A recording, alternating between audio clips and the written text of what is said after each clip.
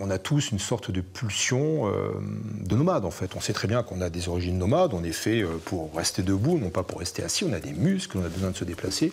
Or, on est de plus en plus sédentaire, au niveau individuel et au niveau sociétal, au niveau collectif.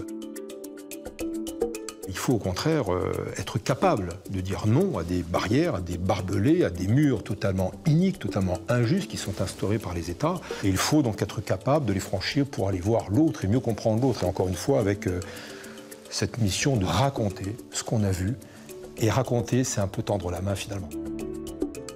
Ce besoin de sortir de ces gonds m'a fait arriver très tôt en Afrique, et en Afrique orientale, donc l'Afrique de l'Est, qu'on appelle la Corne de l'Afrique. Et puis je suis tombé sur des maquis, y compris la guérilla d'Érythrée. Ça m'a donné envie de faire du reportage. Je suis devenu correspondant en Afrique et aux États-Unis pour différents médias français, américains, britanniques. Et puis j'ai dû couvrir à peu près une vingtaine de guerres au total. J'en avais marre de franchir la frontière afghane, mais là ça va, je respire. S'il se passe quoi que ce soit, soit je la laisse dans le ravin, soit je la donne aux Afghans tout de suite. Mais non, je me dis que ça va tenir. Inch'Allah. Excellents artisans afghans. Le risque, incontestablement, fait partie et nourrit notre passion. S'il n'y avait pas de risque, ça n'aurait pas beaucoup d'intérêt.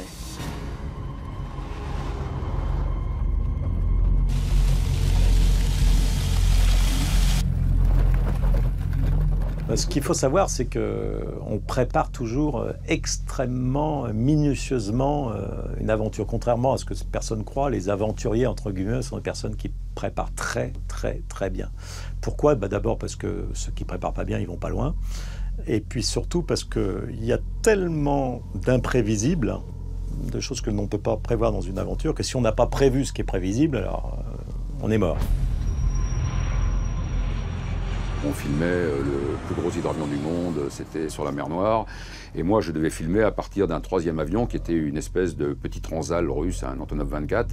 Et il n'y avait personne à bord, en dehors des pilotes. Et j'étais tout seul à l'arrière. On m'avait expliqué comment fallait manipuler le système pour ouvrir la porte. Et donc, quand on ouvrait la porte, en dessous, c'était le vide.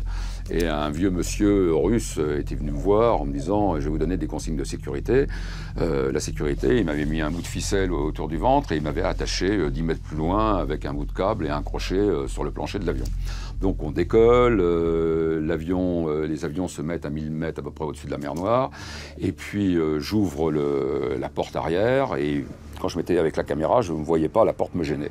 Donc je me mets les pieds dans le vide, on était à 300 à l'heure, donc avec mes doigts de pied, je les crispe sur mes chaussures pour pas qu'elles partent avec le vent, et puis j'étais encore mal placé. Donc je m'allonge sur le bord, là j'étais complètement dans le vide, mais comme j'avais un système de sécurité, j'étais pas du tout inquiet. Et puis turbulence, virage à droite, virage à gauche, et une fois que les prises de vent étaient faites, je me suis relevé et je me suis aperçu que j'étais pas attaché, le câble s'était détaché. Et là j'ai eu un grand moment de solitude.